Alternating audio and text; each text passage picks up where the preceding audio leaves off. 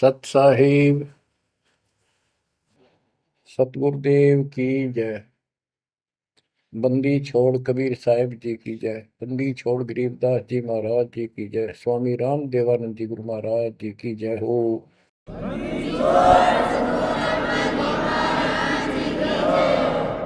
सर्व संतों की जय, सर्व भक्तों की जय, धर्मी पुरुषों की जय। श्री काशी धाम की जय, श्री सुडानी धाम की जय, श्री क्रोथा धाम की जय, श्री बरवाड़ा धाम की जय। सत साहिब गरीब नमो नमो सत पुरुष को नमस्कार गुरु के नहीं। सुर नर मुनिजन साधुआ संतों सर्वस नहीं। सतगुरु साहेब संत सब दंडो तुम प्रणाम। आगे पीछे मध्य हुए तिनको जा कुर्बान। नराकार निर्विषम काल जाल भय बंधन। निर्लेपम निज निर्गुणम अकल अनुपेषणम। सोहम सुरति समापतम सकल समाना निर्तल। उज्ज्वल हिरंबर हरदम अम्बे पर्व अथाह वार पार नहीं मध्य तुम। ग्रीव दोष मरत सिद्ध होई गणनायक गिरताना।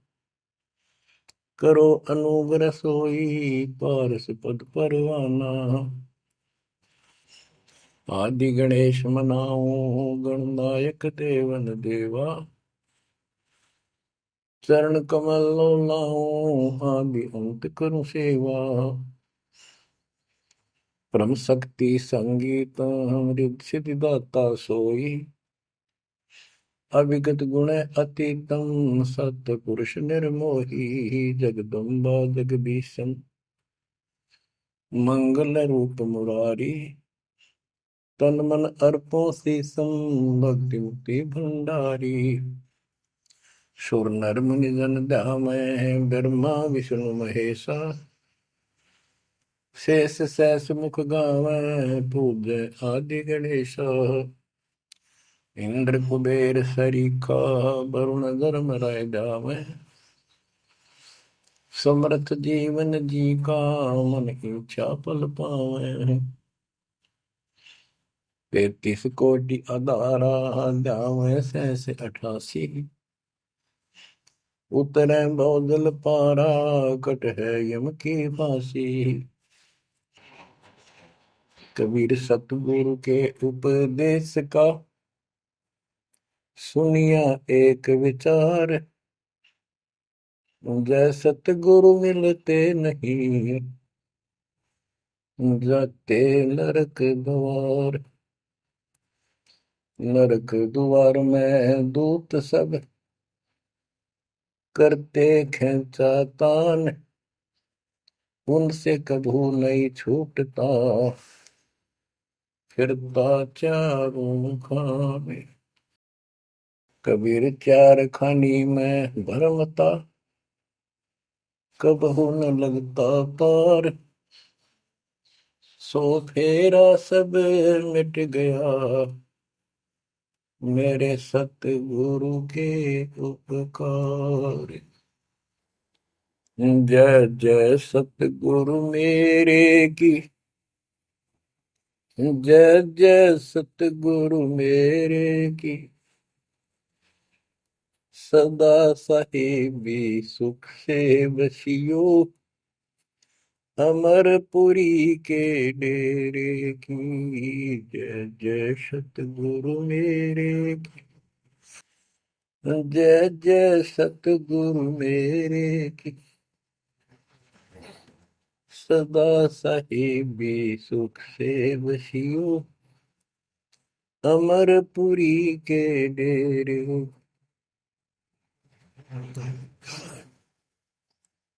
निर्विकार निर्भय तू ही और सकल वैमा। यदि साधो और सकल वैमा। सब पर तेरी साहिब, सब पर तेरी साहिबी, तुझ पर साहिब नो, निर्विकार निर्भय, निर्विकार निर्भय तू ही, पूर सकल बेमा, हे दिशा दो पूर सकल बेमा,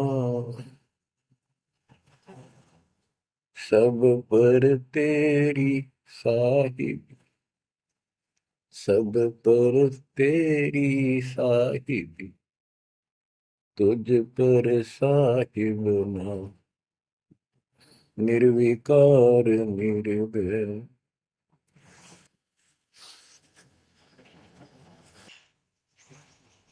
परम पिता परमात्मा कबीर जी की प्यारी आत्माओं, परमेश्वर की असीम रजा से, अपने पिता की असीम कृपा से आज इस घोर कलयुग के अंदर अपने को धर्म कर्म करने का प्रॉपर ज्ञान हुआ, विशेष ज्ञान विधिवत, और सच्चा ज्ञान, सच्चा भगवान, सच्ची भक्ति, और आपको पूर्ण सतगुरु प्राप्त हुआ। जो इस गंदे लोक में आकर हम परमात्मा को फिर भुला दिए, भूल गए, भुला दिया हमारे को, भूले नहीं। ये त्रिगुण में माया, रजगुण धर्मा से निकल रहा गुण, सतगुण विष्णु जी से, तमगुण शंकर जी से हमारे ऊपर इतना जबरदस्त प्रभाव रखता है कि हम सब भूल जाते हैं और इनसे प्रेरित होकर के सारे उल्टे काम करें। ब्रह्मा जी के गुण से या ठाठ बाट की इच्छा होती है, राजपाट की इच्छा होती है, और संतानों उत्पत्ति बाई फोर्स कराई जाती है, जीव के वश का नहीं होता। और फिर ममता मोह एक ऐसा रोग लगा रखा है, ये सबता लग जाता है। किसी से 10 दिन ठीक से बात कर ले, उससे मोह हो जा, और अपने परिवार में जन्म लेने वाले बच्चों को से तो होना ही होना, हुआ तो 8% सीने से लगाते हैं उनको। तो वो होता क्या है, ये काल का आहार तैयार करवाया जाता है। गीता अध्याय 7 श्लोक 12 में कहा है कि अर्जुन, रजगुण तमगुण सतगुण, रजगुण ब्रह्मा, सतगुण विष्णु, तमगुण शिव जी, इन तीनों गुणों के द्वारा जो कुछ भी हो रहा है उसका निमित्त मैं हूं, मैं इनमें नहीं हूं, यानी मैं इनसे अलग हूं, ऊपर हूं। रजगुण ब्रह्मा से उत्पत्ति, सतगुण विष्णु से मोह ममता एक दूसरे में जकड़ देना, सतीथी बोल रहे हैं इसको, अब टिके रहे यहाँ पर, और तमगुण शंकर से संहार। ये है यहाँ का प्रोसीजर। हमारी आंख कतई नहीं खुलती क्योंकि प्रेशर ज्यादा है, इतना दबाव है, जीव की अवस्था नहीं है। आपको इतना ज्ञान सुना दिया और सुना रहे हैं, इस ज्ञान से आपके अंतःकरण में ये फाइनल हो जाएगा एक दिन। क्योंकि बार बार कोई वस्तु सुनते हैं, उसका धीरे धीरे धीरे धीरे असर बनना शुरू होता है।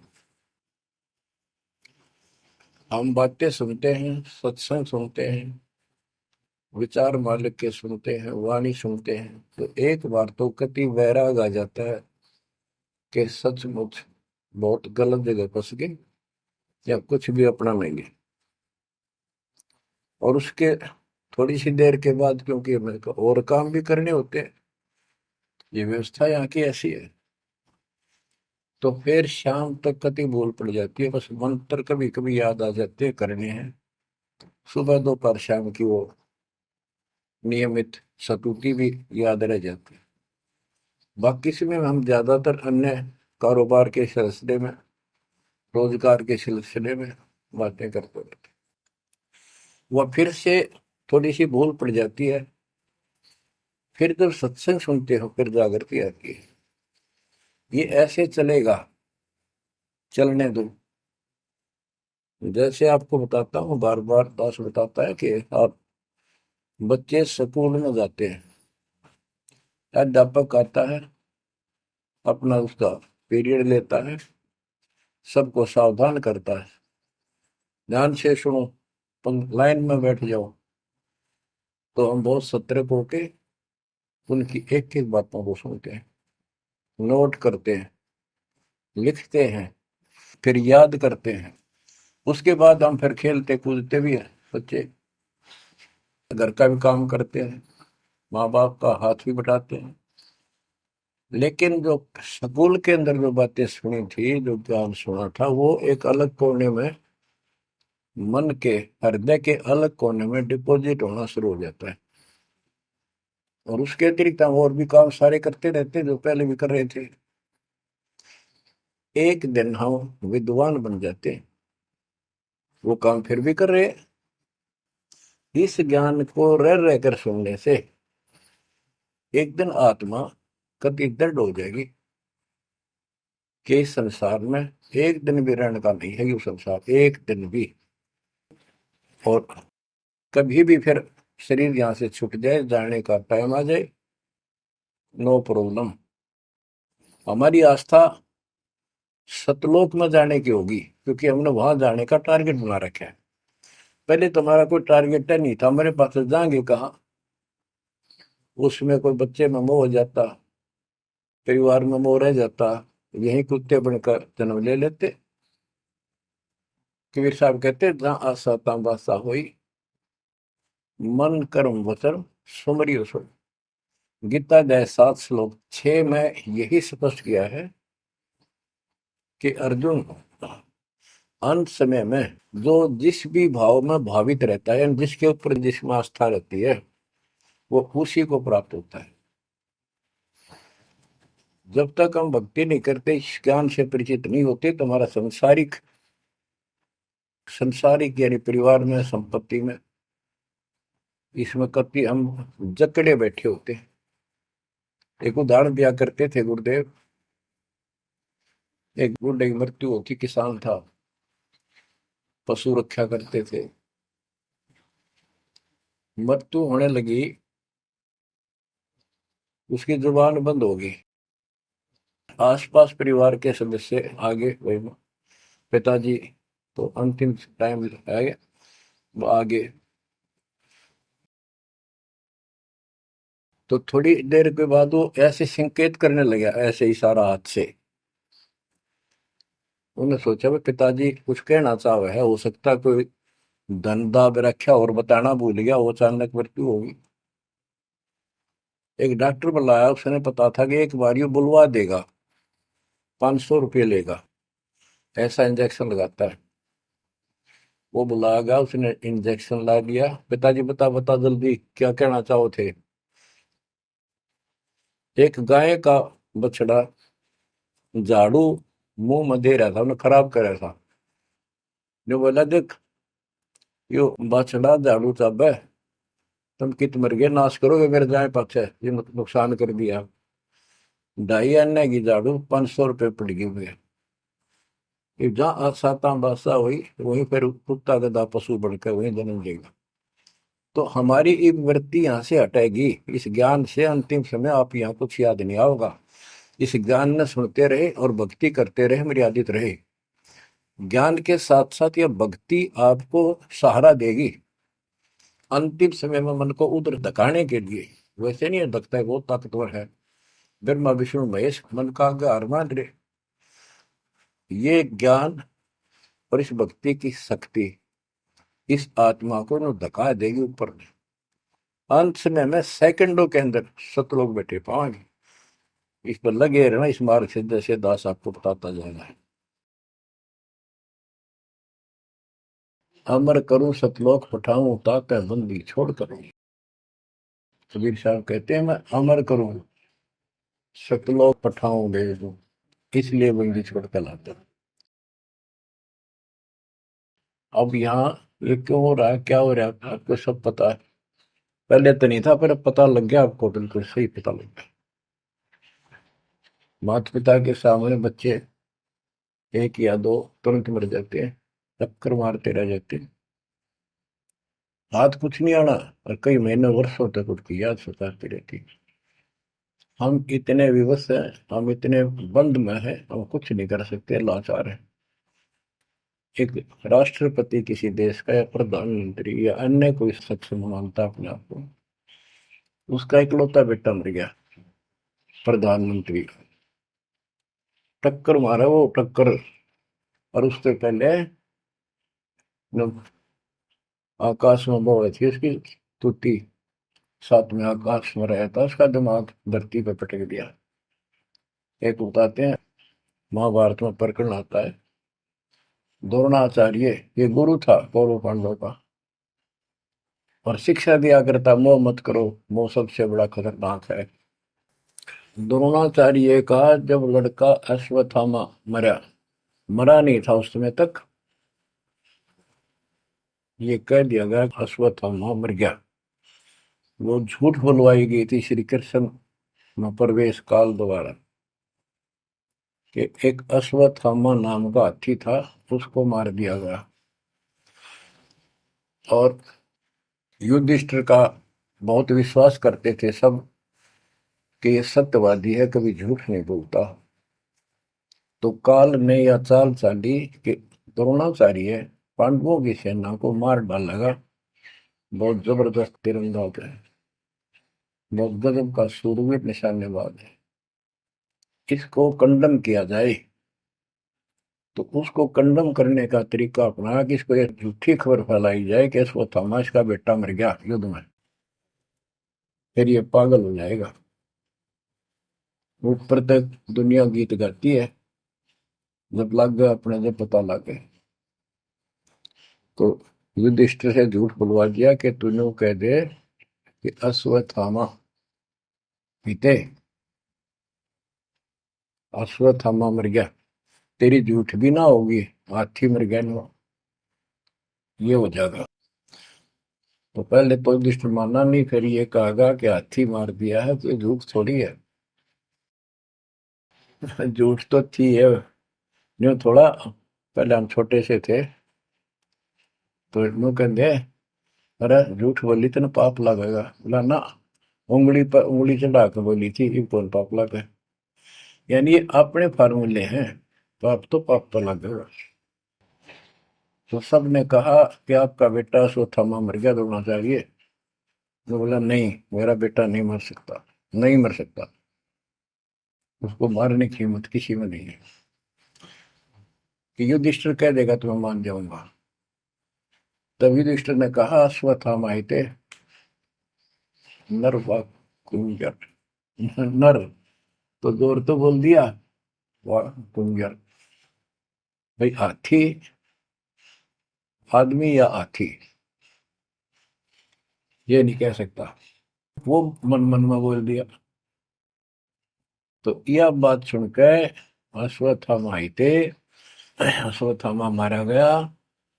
आगे कड़ा सुना था द्रोणाचार्य, नरवा कुंजर कह गया वो, इतना पागल ने ढाल हो गया, टक्कर मारा, कति कंडम हो गया, उसने हथियार भी नहीं उठा उसने। और पांडवों ने वो गढ़ जीत लिया उस साइड का जहां वो मोर्चा डटे खड़ा था। तो बच्चों, ये मोह इतना जबरदस्त है, जीव के बस का नहीं है। और बनता कुछ नहीं, बचाओ कुछ नहीं। तो इसका बचाओ अब है तो ज्ञान हो, ये ज्ञान जो दास बता रहा है, ये आपके हृदय में जच जा कति, ये कुछ भी अपना नहीं है। 100 की 100 साची है, पर मन मानने तैयार नहीं, आत्मा को दबाए रखा है। ये सब काल आहार हमसे पैदा कराया जाता, जैसे कसाई बकरे पालता है। कसाई बकरे पालता है, उनके लिए चरागाह बनाता है, सुंदर तालाब बनाता है पानी पीने के लिए, उनके लिए छाया, गर्मी, सर्दी, ओलों से बचने के लिए शेड डालता है। पहले झोंपड़ी डाला करती थी, तो उस घास फूस के और लकड़ी, अब तीनों का शेड बनाते, पंखे लगा दिए जाते। और ये समझो कि जैसे कसाई ने 3 पाली रखे हैं नौकर, एक बकरे मोल लाके वहां छोड़ता है, दूसरा उनकी पालन पोषण करता है, और तीसरा उनमें से निकाल के और अपने कटवा देता, बेच देते हैं, कसाई को सौंप देता है। ये प्रोसीजर है यहाँ पर। जैसे कसाई कभी कभी आता रहता है, बकरों को देखता है, संभालता है, तो उनके कमर पे हाथ मारता, शरीर पे, और वो उसको अपना एक बहुत हमदर्द मित्र मानते हैं, मालिक मानते हैं। देखो हमारे को कितनी सुविधा दे रखी है, पानी क्या, घास क्या, गर्मी सर्दी से बचने का। वो देखता तो हाथ मार के ऐसे है कि ये कितनी कीमत का हो गया, कितना मांस है इसमें। और वो समझते हैं ये प्यार करे हमारे से, कसाई लाड करता है, वो भी उसको प्रतिफल में जीभ से चाटते हैं उसका हाथ, प्यार करते हैं। और कई कई तो उसके ऊपर पैर फैला कर उसको प्यार देना चाहते, सीने से लगाना चाहते हैं बकरे। ऐसा पशु भी प्यार देते हैं, उसको अपना मान। वो देख रहा है इसमें मांस कितना है, और नौकरों को बता देता है इन इनको निकाल लो। उसका कोई रहम नहीं है, कितना लाड करो, कितने उसके गुण गाओ। उसने उद्देश्य यही है, उसका मतलब यही था, उनको पालने का। कबीर साहब कहते खाई खुराक का पैन पोशाक का यम का बकरा पलता है। या बढ़िया बढ़िया माल खा के और सुंदर सुंदर कपड़े, ड्रेस, कटपट फैंसी के कपड़े, ये पहनेंगे वो पहनेंगे। कहते खाई खुराक का पैन पोशाक का यम का बकरा पड़ता है। काल के बकरे पड़न लग रहे हो तुम। इन बातों को बच्चों अच्छी तरह हृदय में बैठा लो, एक कोने में। संसार में रहेंगे, रहना पड़ेगा, लेकिन परमात्मा की शरण में रहेंगे, मर्यादित रहेंगे।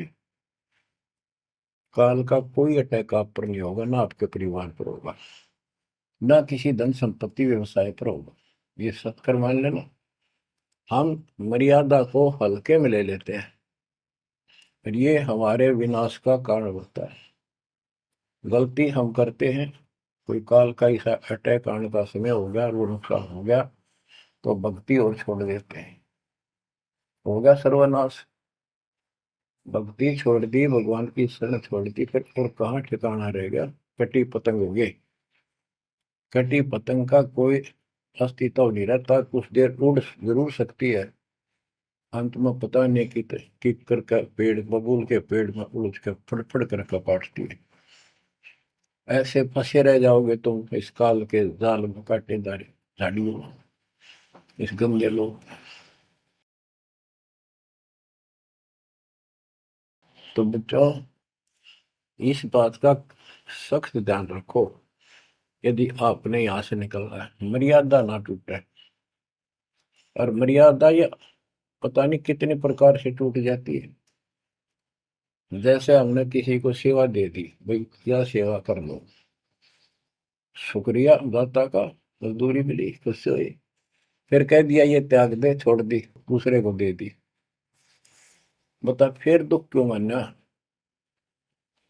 फिर दुख मानते, मैं ये समझा, इतना ज्ञान होकर भी तुम ऐसी बातें करते हो, तो शुक्र मनाओ और 100 बार हाथ जोड़ के, भाई बहुत अच्छा, गुरुदेव का आदेश है कि भाई सेवा कर लेगा, मुझे भी और सेवा दे दियो कोई, मेरी नीयत से सेवा करने की। अन्ना मिला तो अपना सबर करे, भक्ति करे, सत्संग में जाओ। 100 सेवा है आश्रम में करने वाले को, बहुत सी सेवा होती है। तो एक बात का बंद कर नहीं बैठना चाहिए। ये प्रार्थना आती है, मेरे को कोऑर्डिनेटर की सेवा फेर दियो, ये भी कमजोरी है। जैसे एक डॉक्टर के पास बूढ़ा आदमी गया, कमजोर सा, वृद्धावस्था में अस्थि पिंजर बने जा शरीर का, जाके बता डॉक्टर जी मैं खड़ा होता हूँ तो चक्कर आते हैं, क्या कारण है? डॉक्टर बोला कमजोरी है, वीकनेस ऑफ बॉडी। बोला पिंडी दुख है, पिंडी, पैरों की। डॉक्टर बोला कमजोरी है। फिर वो व्रत बोला जी, मेरे सारा शरीर में भड़कुआ रहती है, यानी सारे शरीर में दर्द सा बना रहता है, चबक चबक नाड़ी करती है। डॉक्टर बोला कमजोरी है। वो वृद्ध गुस्सा होकर बोला डॉक्टर ने, तो डॉक्टर है गम चक्कर है, एक का बात जाना है कि कमजोरी है, कमजोरी है, और भी तुम्हें पता होगा। डॉक्टर बोला ये भी कमजोरी है, this is also due to weakness. ये क्रोध भी कमजोर आदमी ने घनाया कर, यह भी कमजोरी है। तो बच्चों यह सारी ये कमजोरी है जो मर्यादा से नारी हटकर करोगे, चाहे कुछ भी कर लियो। मर्यादा को हल्के में ना लो। जैसे हमने इतने सारे नियम बना दिए, भक्ति करनी है तो इनका पालन करना पड़ेगा, नहीं तो फिर गधे बनकर कुमार के नियम में चलना पड़ेगा। एक कदम भी अपनी मर्जी से नहीं जा सकते, बैल बनकर नाथ डल जाएगी, खच्चर बनकर बग्गी में दौड़े जाओगे, रेडी में, फिर चलेगी क्या आपकी मर्जी। असंग जन्म तन मृत्या हो गए, जीवित क्यों नाम रे। दवा दस दर मद मैल मठ बोरे, बोर ना दे धरे रे। तो बच्चों जीवित मर लो, इन बातों को छाती में धर लो, हृदय में बैठा लो, कति मस्तिष्क में। ये संसार आपका नहीं है, ये परिवार आपका नहीं, ये संपत्ति या कार कोठी तेरी नहीं, गरीब काया तेरी है नहीं, ये माया कहां से हो। चरण कमल में ध्यान रख, इन दोनों को खो, इनको भूल जा, अपने गुरु जी के चरणों में ध्यान रख, उनके बताए दिशा निर्देश के आदेश से आधार से अपना जीवन निर्वाह कर। बच्चों आंख खोल लो, बार बार ये बातें बताई जाती हैं। जब ऊक चुक हो जाएगी फिर तो रोना शेष रहेगा, नथिंग एल्स। इस मार्ग में अहंकार इंसान को मारता है। किस चीज में अहंकार करो, माया होगी तो अहंकार होगा, कोई पोस्ट पद ठीक सी होगी तो अहंकार होगा, शरीर स्वस्थ है, थोड़ी सी जान, अहंकार हो गया, एक परिवार में पांच चार लाठी ठाणिये हो गए तो अहंकार हो गया, और अपने बॉडी की ताकत का अहंकार। और भी सैकड़ों कारण है जो इंसान के मन में दोष पैदा हो जाता है। तो ये इंसान का सबसे बड़ा खतरनाक शत्रु है। परमात्मा को अहंकार पसंद नहीं, और छोटी मोटी गलती को माफ कर सकता है। रावण था जिसे अहंकार नहीं छूटा, 10 मस्तक सर भी काट दिए, 10 बार काट दिए तो वापस दे दिए, ले भाई। ये सारा कुछ खेल कबीर साहब का किया, सारा कुछ। ये आत्मा परमात्मा की है, चाहे आज राक्षस है, चाहे कोई कसाई है, चाहे देवता है, चाहे ब्रह्मा विष्णु महेश है, चाहे कीड़ी आती छोटे जीव है, कोई स्त्री पुरुष है, बालक बच्चे, जीव जंतु सब उसके हैं। काल चाहता भक्ति से खत्म हो जा, ये भक्ति में इनकी आस्था खत्म हो, मालिक चाहता है इनकी भक्ति में आस्था खत्म ना हो, फिर तो कति गए काम क्या। जो भी जैसी साधना मालिक के नाम पर बैठ कर कहीं कर रहा है, उसके पिछले संस्कार से, उस भक्ति से जो उसको मिलना है, उसके साथ साथ परमात्मा उसको सहारा देते हैं। जैसे रावण ने सिर काट दिया शिव जी के निमित्त, तो भगवान के नाम काटा उसने, वो भगवान की खोज में निकला था। साधना गुरु गलत मिलने से उसको मार्ग गलत मिल गया, पिछले जन्म के संस्कारी ही इतने सेक्रीफाइस कर सकते, इतनी कुर्बानी कर सकते, वैसे नहीं हुआ करते। तो पिछले जन्मों में वो भगवान का भगत रहा है, फिर इतना बिगड़ गया कि राक्षस बन गया। तो उस मालिक ने उसको 10 शीश वापस दिए, लेकिन बकवाद करी तो अंत बुरा हुआ। उसके कर्म मद सिद्धि सिद्धि की, उनसे धन दे दिया, वो धन भी यही छोड़ गया। गिरफ्त सर्व सोने की लंका होती, रावण शरण दी, एक पलक में राज विराजी, जम के पड़े दी, मन तो सुख के सागर बसरे, और न ऐसा यसरे। क्या मांगो कुछ थिर न राही, देखत नैन चला जग जाई, 1 लाख पूत 1.25 लाख नाती, उस रावण का आज दीवान बाती। एक पुत्र मांगते फिरते हैं, एक बेटा देते, हे भगवान बेटा हो गया। बेटियों की तो हम गिनती नहीं करते, बेटा चाहिए बेटा। वो किस लिए उगलछमी पैदा कर रखी थी कि बेटा ना हो, यहाँ तक गति नहीं होगी माँ बाप की, क्योंकि अंत समय में जेठा बेटा, बड़ा पुत्र माँ बाप का अंतिम संस्कार कराए, यानी उसने फूका है, फिर उसकी अस्थि डाल का है, फिर उसकी क्रियाक्रम करावे, तो उसकी गति हो। और जिसका बेटा नहीं, उसकी गति नहीं हो सकती, उसको तो संतान वाला मानते भी को नहीं, मना नहीं करते थे। अब तो ये चांदना होगा, रोशनी होगी, बेटा बेटी है, कितनी मूर्खता का काम था। लेकिन काल ने तो उल्टी पढ़ाई पढ़ानी, उल्टा रास्ते डालना, वो होना एक परंपरा बनाकर बैठ गए, वो एक लकीर के फकीर होंगे। जैसे राजा दशरथ का सबसे बड़ा बेटा रामचंद्र था, उसको राज दे दिया, और बच्चों फिर उसको वनवास देना पड़ गया मजबूरी में। रामचंद्र जी वनवास में चल पड़े। राजा दशरथ का इतना मोह था अपने बच्चों में, रामचंद्र में विशेष, और जो बिछुड़ा उसमें ज्यादा हुआ करे, तो नो चल पड़ा, महल के ऊपर चढ़ के देखा, दिखता रहा, फिर नहीं दिखा तो चौबारे की अटारी पर चढ़ गया, चौबारे पर चढ़ के जहां तक उससे दिखा, फिर मुंडेर पर चढ़ गया, एडी ठाई गिर गया, वहां से जमीन पर गिर गया, गिरते मर गया। अब रामचंद्र वापस नहीं आया, उसका अंतिम संस्कार किसने करा? वो पूछने वाला वे मंदबुद्धियों ने, जो दुनिया को भ्रमित क्या करते थे, किसी की अकल वहां नहीं गई वहां तक। जेठा बेटा था ही नहीं, फिर उसके अंतिम संस्कार किसने करे? दूसरा न करे होंगे। तो ये बात कहने की है, तो इसका मतलब उसकी गति हुई नहीं, बेटा होते हुए भी अंतिम संस्कार नहीं कर सका।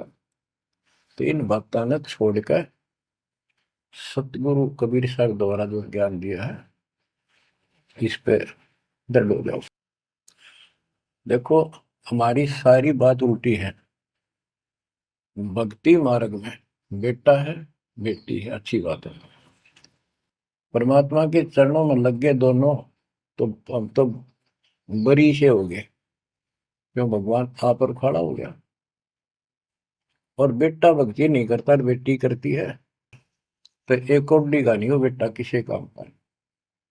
कबीर साहब कहते हैं, राम रटत कन्या बलि, साकर बलाना पूत, छेरी के गलगल थना, छेरी के गलगल थना, जिसमें दूध न बूत। बकरी के गल में एक खाल लटका रहा, थन के साथ व्रत की खाल। कहते वो बेटा था गल का, ऐसे वजन है सिर पर, बेमतलब का व्रत का दिखावा दिखावा है। और वह बेटी अच्छी, राम रटत कन्या बली, सकट बलाना पूत।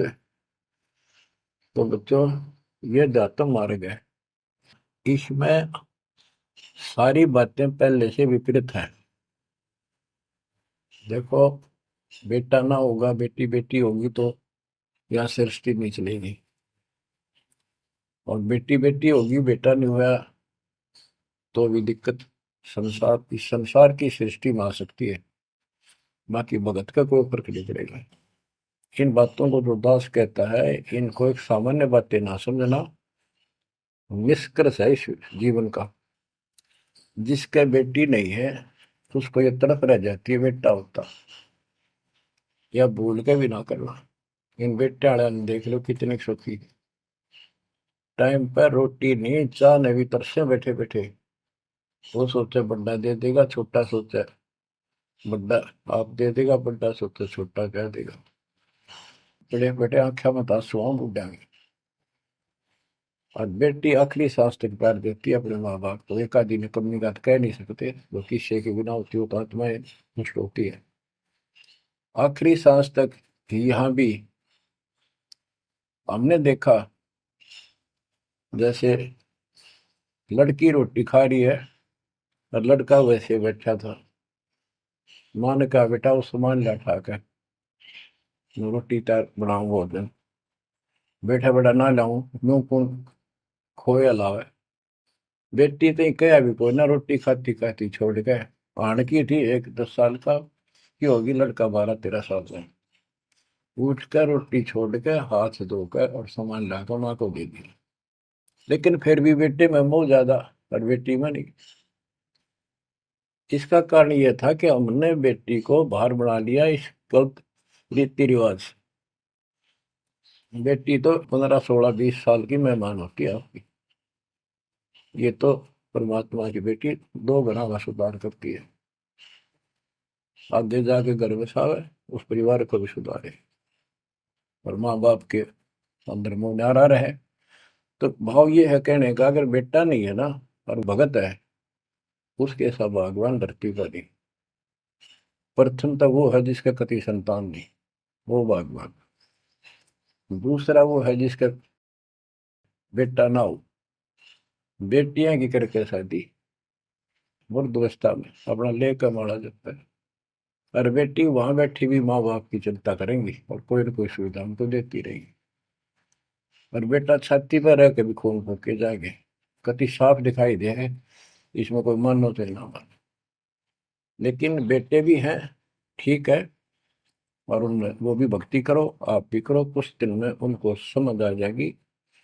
पुत्र वधु भी भगवान से डरने वाली हो जाएंगी, माँ बाप का ध्यान रखें। वैसे कोई विकल्प नहीं इसका, लेकिन इस दुख को हम अच्छा मानते हैं पुत्र ना होने से। हम तो काल ने गधे बना रखे हैं। जितना कष्ट हमें रहे और वजन लग जा रहा है तो हम सीधे चला, और कम हो जाता मानने को नहीं। हमारा तो जैसे एक माई का पुत्र मर गया 15-16 साल का, और भगत थी, टक्कर मारी, रोना पड़े है कि बस की बात है, पाला पोसा ले जाता का।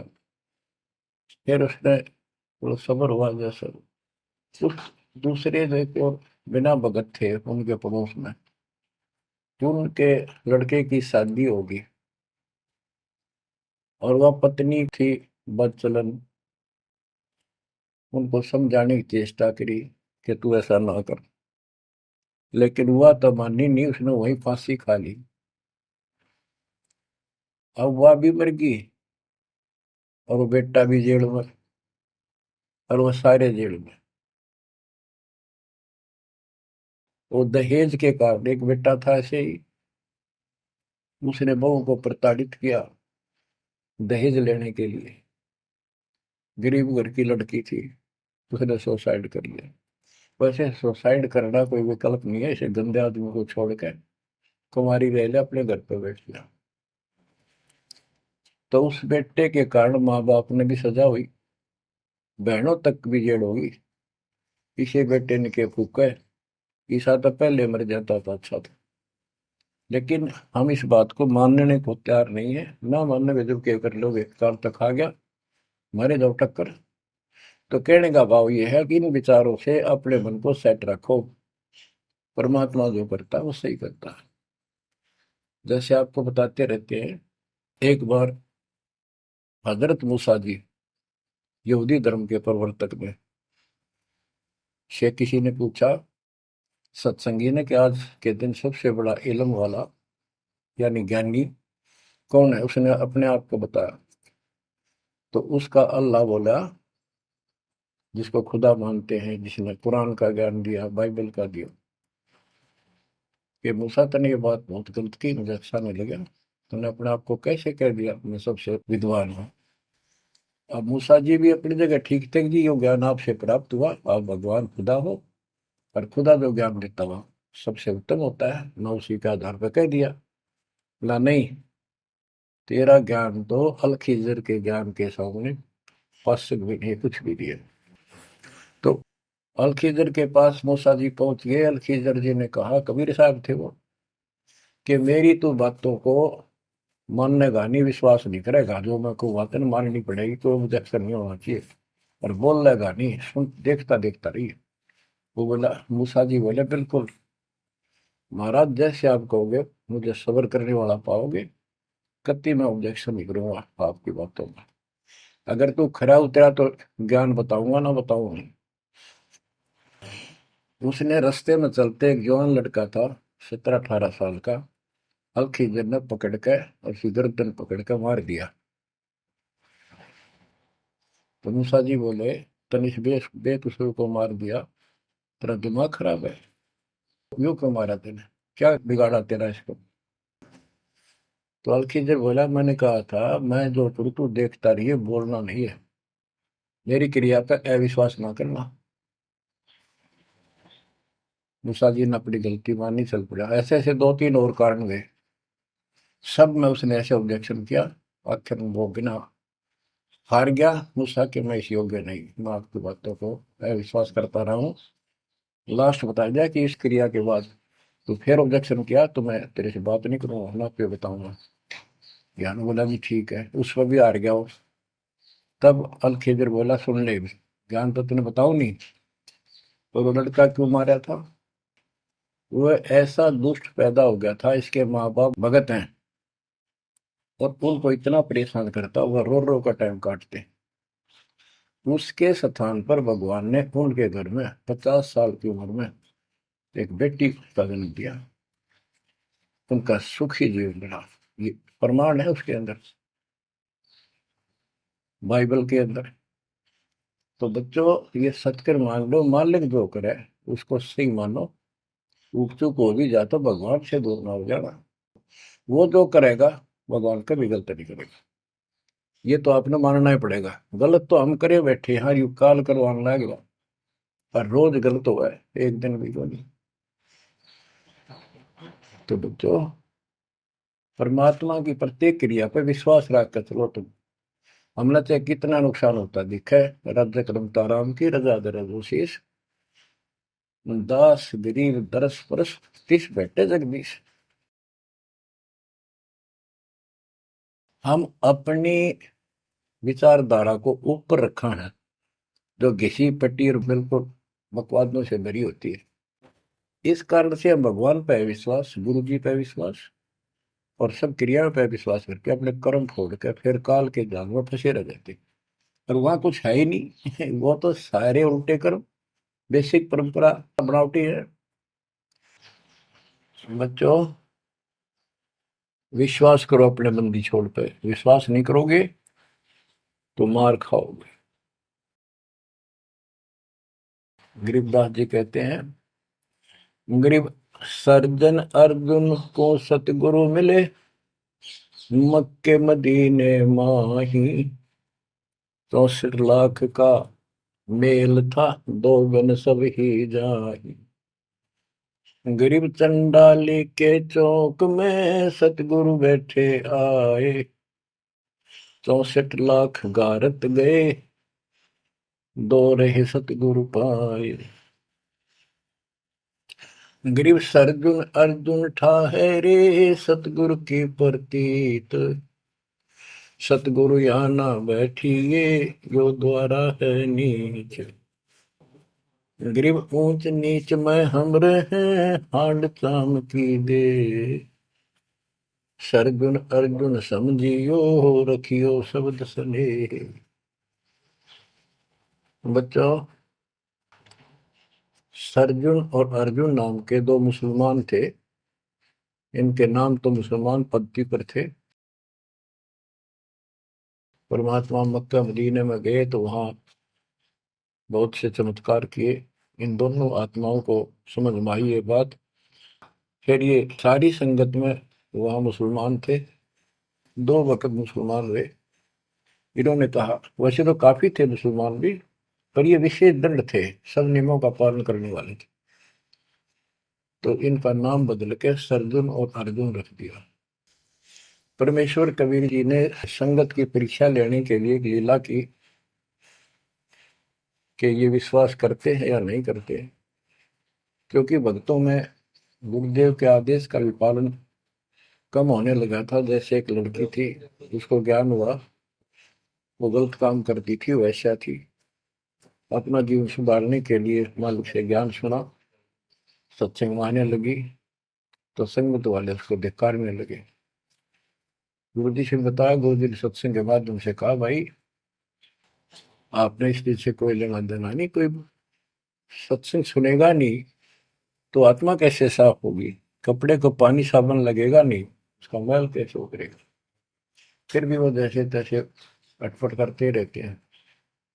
एक दिन मालिक ने परीक्षा ली, एक लड़की उस वैश्या को हाथी पर बैठाया, हाथी किराए पर लिया, हाथ में गंगा जल, सफेद पानी बोतल में भर लिया जैसे शराब हो, लड़की के कंधे पर हाथ रख लिया, सारी काशी में घुमा दिया, साथ में रविदास जी थे।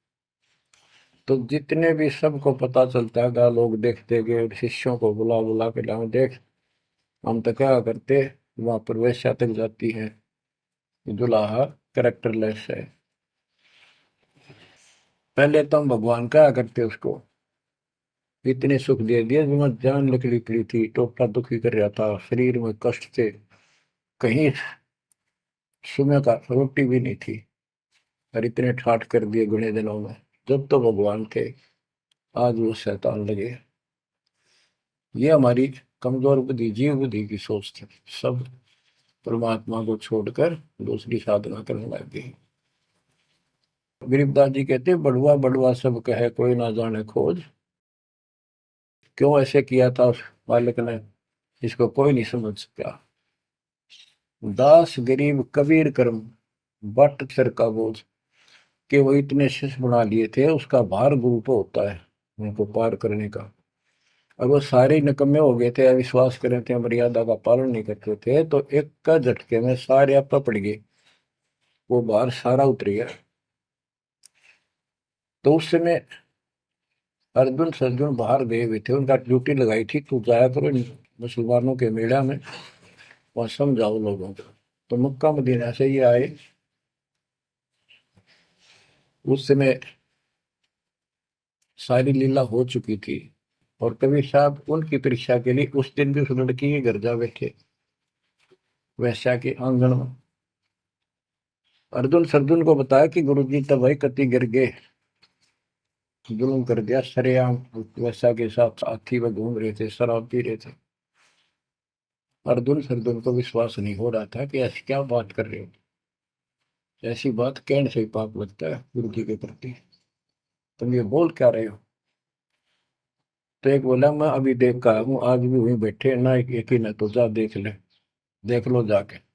वो दोनों वहां गए, परमात्मा बैठे थे, लड़की पैर दुबारी, गुरु जी बैठे चारपाई पे, बेटी बैठी नीचे। तो गुरु जी को शिक्षा देते हैं, गिरिव सर्जुन अर्जुन ठहरे, सतगुरु के प्रतीक। यानी उनने कुछ दृढ़ता दिखाई थी, फिर जाके देखा तो वहां सतगुरु से बोले, सतगुरु आना बैठिए, यो द्वारा है नीच। हे सतगुरु, आप यहाँ ना बैठो, ये तो एक नीच औरत का घर है। परमात्मा बोले, गरीब ऊंच नीच में हम रहे, ये हाड चाम की दे, तुम्हारी हाड चाम की दे है, इसकी वही। अर्जुन अर्जुन समझियो, रखियो शब्द स्नेह। तुम समझ जाओ, अपनी भक्ति कर लो, जो नाम दिया, इन बातों में कुछ नहीं दे रहा। तुम गुरु को शिक्षा देते हो तो मेरे गुरु हो गए। ऊंच नीच में हम रहे, ये हाड चाम की दे, सरजुन अर्जुन समझियो, रखियो शब्द स्नेह। तो उनकी आंखें जब खुल गई, पैर पकड़ लिए, माफ करो गुरुदेव, मेरे नीच आत्मा है, हमसे बड़ी भूल होगी, क्योंकि वो चाहती उनको भगत की भक्ति। फिर परमात्मा ने कहा, बेटा कितनी बात बना लो तुम, मेरे प्रति वो भाव थारा हो नहीं सकता, तुम्हारे मन में मैल आ चुका है, और ईब मेरे इस शरीर से, गुरु रूप से तुम पार नहीं हो सकते। फिर रोए बुरी तरह जी, फिर उद्धार कैसे होगा? फिर बता कि दिल्ली से 10 मील दूर पश्चिम की ओर किसी गांव में हम फिर आएंगे, हमारा एक भक्त आएगा, उसको दीक्षा देंगे, दीक्षा उससे लेकर तुम कल्याण को प्राप्त होगे। तो वो कहते हैं वहां से चल के वृद्ध अवस्था में हमायूं गांव है खरकोदे के पास, वहां आकर उनके कति वृद्ध हो गए, मालिक की कृपा से वो 200 साल जिए ऊपर से। और फिर गरीबदास जी को परमात्मा मिले 10 साल की उम्र में, उनको दीक्षा का आदेश दिया। तब उसने वहां से दीक्षा लेकर वहीं शरीर छोड़ दिया, छुड़ानी में। उनकी अभी तक हमारे सामने बताओ थे, हम जाने लगे थे कि अब 2-3 साल पहले, 10 साल पहले, या भोरी वाले महाराज आया करते गरीबदास जी, उन्होंने वो मंडी फुड़वा दी। उनके दोनों की यादगार बनी हुई थी, इसलिए फुड़वा दी कि लोग इन पूजन लाग जाए गरीबदास जी को छोड़ के। तो कहने का भाव यह है बच्चों, आंख खोल लो, इन बातों को चिंतरा, गुरु के प्रति कभी अविश्वास नहीं होना चाहिए, और परमात्मा की प्रत्येक क्रिया को शिरोधार्य होना चाहिए। आंख खोल लो, परमात्मा बार बार यह मौका नहीं देगा आपको। समझा है तो सिर दर पाऊं, और नहीं रे ऐसा था। ये संसार समझदा नहीं, कहंदा शाम दोपहरे में, गरीब दास ये वक्त जात है, रोओगे इस पैरे। भक्ति नहीं करते वो न्यू रोएंगे, गलत साधना कर रहे वो रोएंगे। ये सच्ची भक्ति करके मर्यादित ना रहे तो तुम रोओगे। कभी सीधे हो जाओ, समर्पित हो जाओ, मालिक के चरणों में सदा ध्यान रखो, बुराइयों से बचो, सेवा सुमन दान करो, मर्यादा का निर्वाह करो, मालिक आपको मोक्ष दे। सत्साई।